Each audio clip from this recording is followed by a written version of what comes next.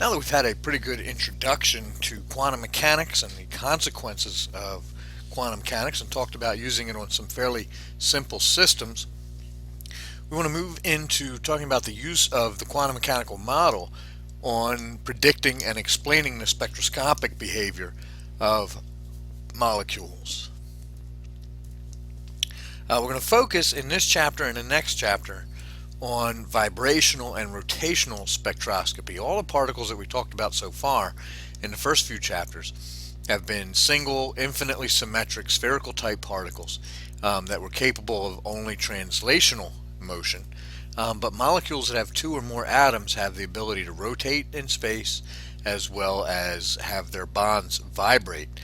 Molecules that are linear have 2 degrees of freedom in rotational area, and molecules that are nonlinear have 3 degrees of freedom in the rotational area.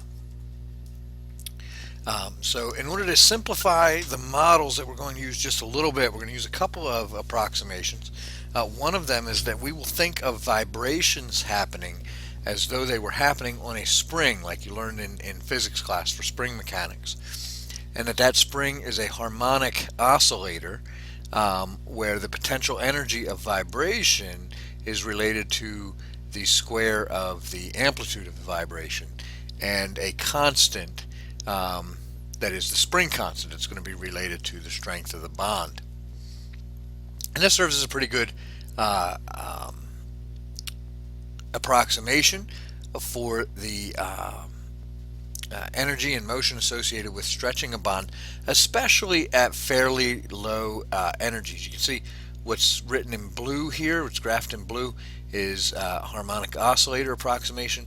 What's graphed in red is actual experimental data associated with vibration. And so we can see that at large vibrations, we would expect the bond to break. But at small vibrations, small energy levels, harmonic oscillator approximation works very, very well. And again, like I said, K in this equation is the spring constant, like you learned in general physics class. So what we'll do to, again, simplify our mathematics a little bit is not consider the mass of the whole molecule and not even consider the mass of each atom separately, but we'll use this term called a reduced mass. And so we'll assume the mass to be centered around some center of mass of the molecule, and reduced mass between two particles is the product of those particles' masses divided by the sum of those particles' masses.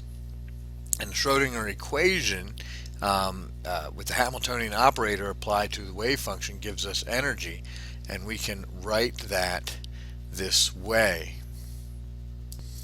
where h bar squared over 2 times the reduced mass negative d2 dx2 is the kinetic energy portion of the Hamiltonian operator, just like it always is, and then 1/2 kx squared is the potential energy portion. And so if we distribute that operator over the wave function, we get this right here. And as it turns out, the solution to that problem, the wave function that matches that, is I'll define these terms in a moment, but a normalization constant times a Hermite polynomial times e to the minus alpha x squared over 2. Now, what we want to be able to do is show that a function of this type, particularly the exponential portion, satisfies the Schrodinger equation for the harmonic oscillator that we showed on the previous page. And if so, what conditions this places on the coefficient, and what the energy would be in that case. And we will go ahead and do that as a class example the next time that we have opportunity. Now, in the equation that we wrote earlier for the wave function, as I mentioned earlier, a sub n is normalization constant, and we could derive that normalization constant or calculate it using the method that we've used on previous chapters and on the exam that we just took.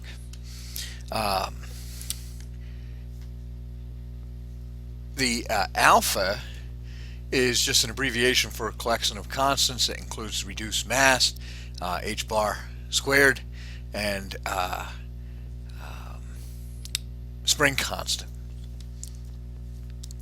And those things that I called Hermite polynomials on the previous slide, they are fairly well known mathematical expressions, mathematical functions, and I won't ask you to memorize any of these or to derive them, but the Hermite polynomials for the quantum harmonic oscillator look like this. So we can see as we work our way up in energy level, starting with 0 and increasing n, these functions get a little bit more complex. Something to notice here that will become mathematically important later on, the functions that have an even number to them, to n, those Hermite polynomials are even functions, and all that means is that the function itself, it doesn't change value when we add negative x. For example, if we put negative x in here, negative x squared is still x squared, so this doesn't change. Same thing here, the only x's are squared, so substituting a negative version of x in there doesn't change the value. For each of the odd numbered functions, if we were to substitute in negative x for x and recalculate, we would get the same function returned, only it would be the negative of that function. Those are odd functions. So functions can be even, they can be odd, they can be neither.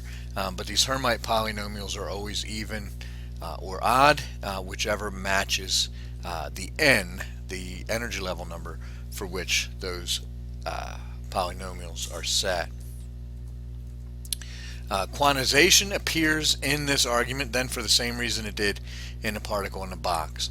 The wave function has to be finite at large numbers for x.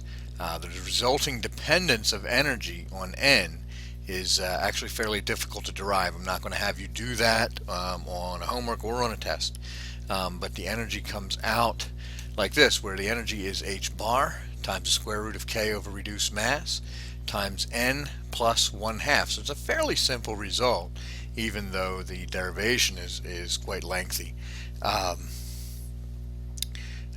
Since k over mu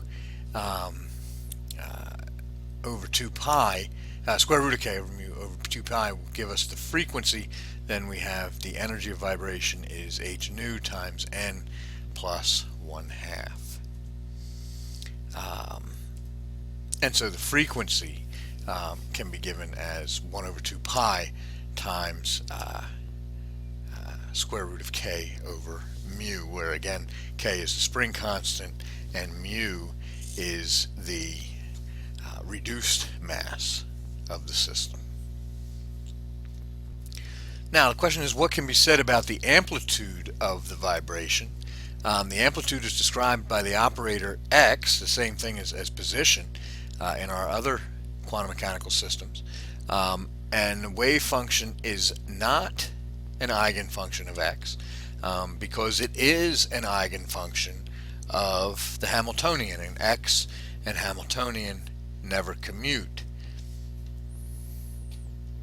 So the best we will be able to do is calculate an expectation value for amplitude. Now we have here is a diagram of the wave function at different vibrational levels and their associated energies, and then the square of that wave function gives you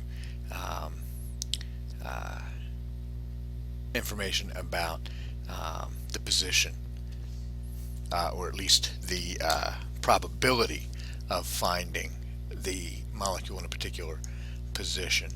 Notice that as we work our way up in energy level, there's more and more nodes, more and more places where we cannot find the amplitude of the vibration. As a matter of fact, it's the number of nodes is n.